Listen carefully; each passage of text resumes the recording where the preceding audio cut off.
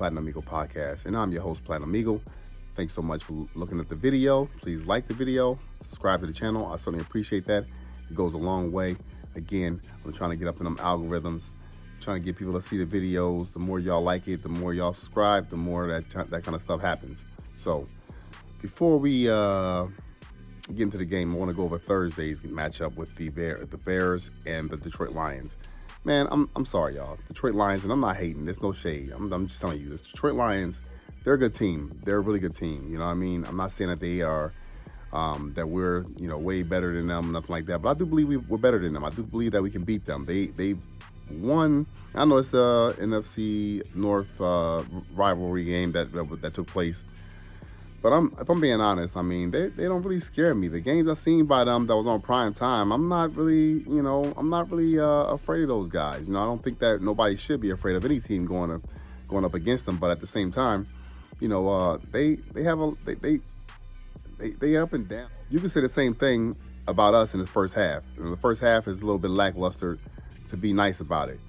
But yeah, man, I'm just not fearing them guys. But what I really wanted to talk about as far as the games that happened this past weekend, there was pretty good games, I must say. The Chiefs, come on, man. The referees again, bro. This ain't my video to talk about the referees, but golly, man, get them out of here, bro. Get them out of here. But the Bears looked like they were going to get demolished, kind of like I said in the video, because I was wrong about them getting demolished. I said it wasn't going to even be close, and it was close. I should have knew better than that, being as though they're division rivals.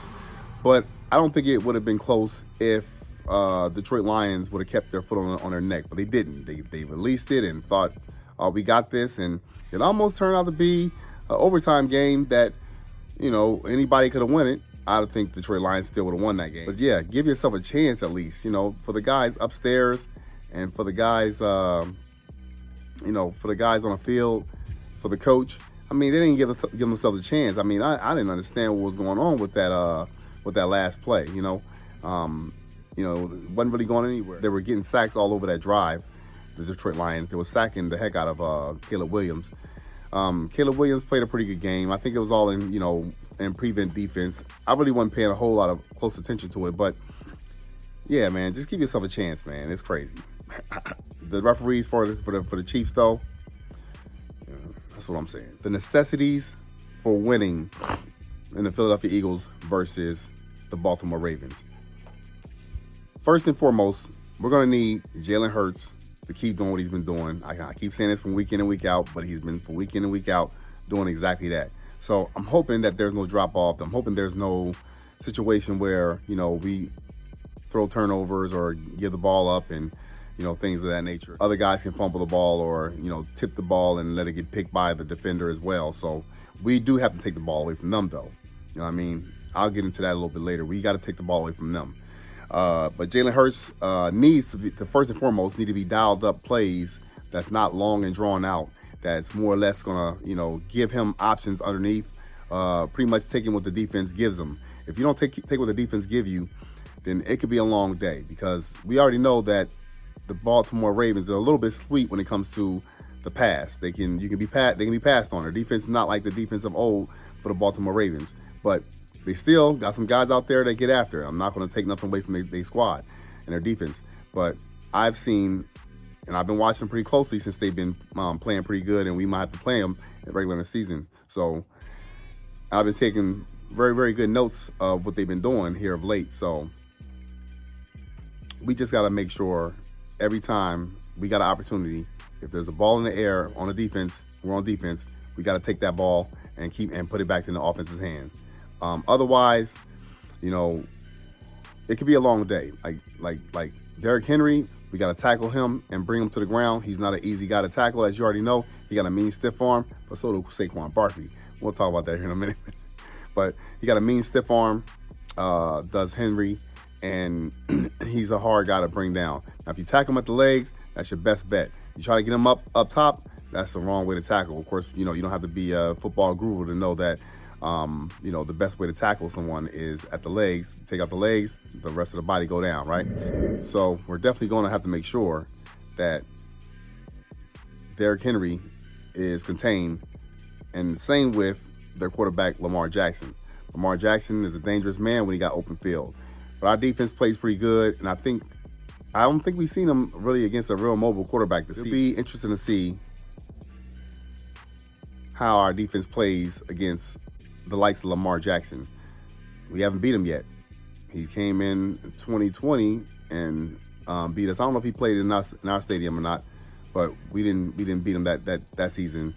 And we haven't beat the Ravens in a while, come to think of it. I know we only play them like every 4 years, but we gotta handle our business. This is a tall task, more likely the tallest task that we'll have until we get into the playoffs.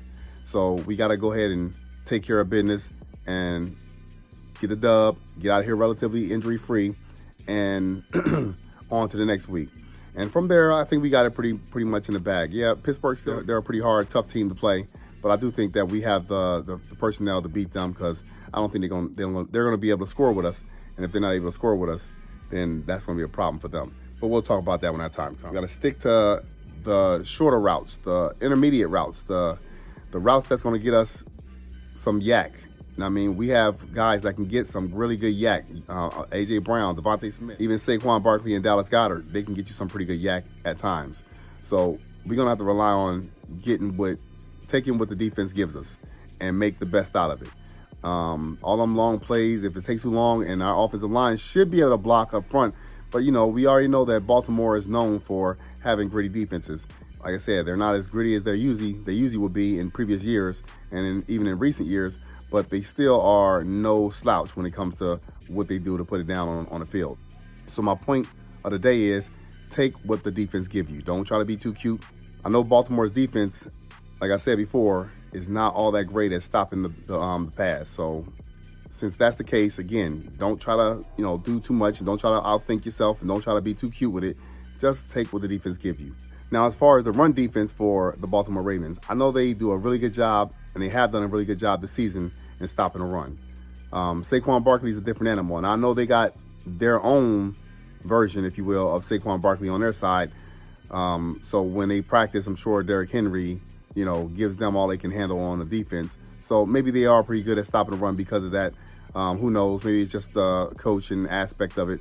But we are going to have to run the ball. Yes, they do stop the run pretty well.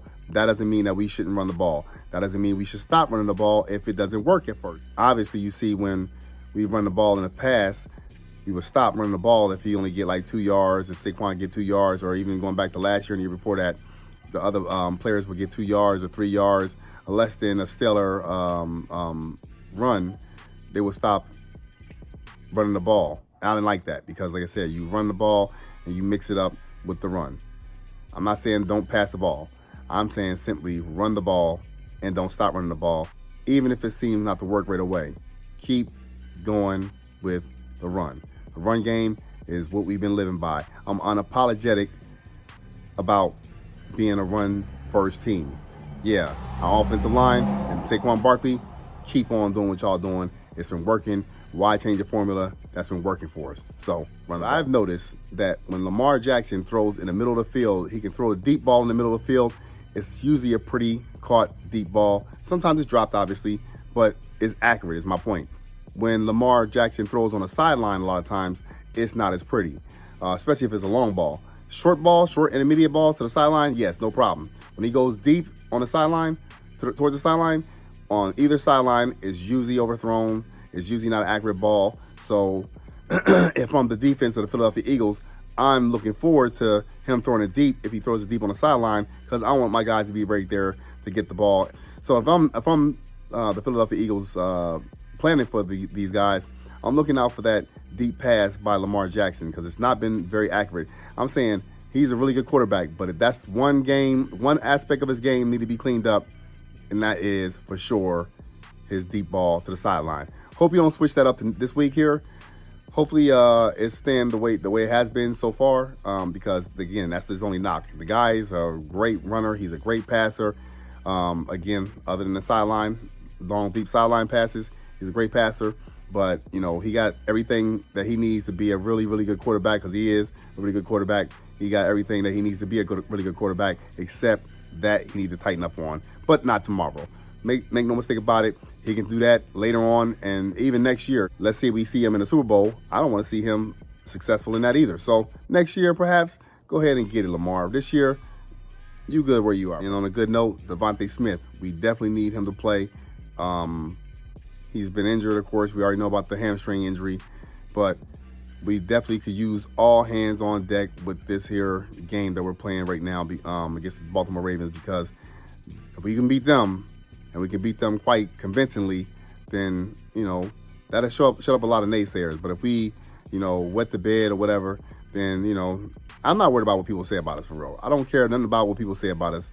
I'm one of them guys who don't really care. In fact, I don't listen to a lot of the outlets. I don't even listen to I don't give them guys ratings.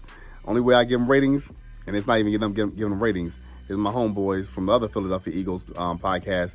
They'll say what they said, and then I'll know what they said. Other than that, I don't need to know, for real, for real. You know what I'm saying? Or let's say we win games, then I'll go ahead and check out and see what they said about us or whatever. You know what I'm saying? That's about the only time. But the tracking stuff, look, that's why I watch Philadelphia Eagles content creators, because they're going to talk about it, whether it's good, bad, or ugly. And I'd rather hear from them because I know they care about the team versus hearing about somebody who's a talking head, if you will, and don't care nothing about the team. In fact, are wishing and hoping for the team's downfall. So I don't give them guys no kind of